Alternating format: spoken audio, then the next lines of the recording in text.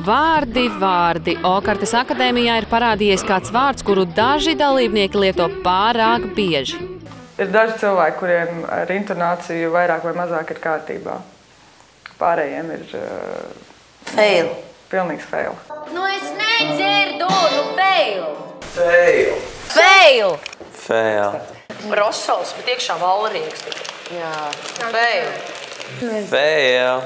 Fail. Fail. Marek. Tu esi fail.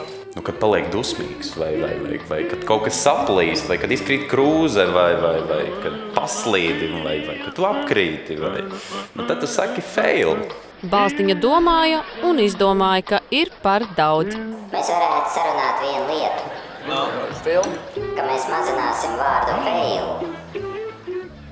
lietošanu. Tu paskaitīsi man, cik bieži dienā tu pasaki šo vārdu. Ja domājies, kas notiks, kad tu iznāks ārā. Nē, nu reāli fail, un tad mēs ar fail. Es māku sevi kontrolēt. Man ar to problēmas. Nu fail! Nu fail! Tāds fail savāds. Tad pārbaudīsim, cik rītā pateiksi vārdu fail.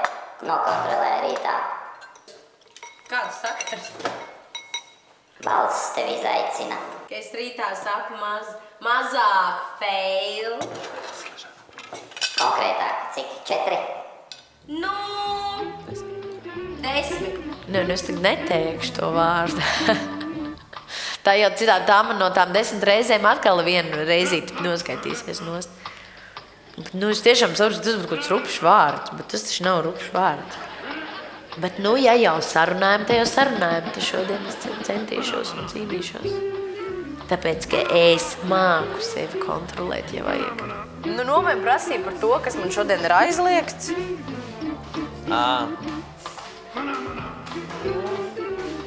Tu pateici, kas? Nē. Runājuši, Nu fail savāds. Sviest.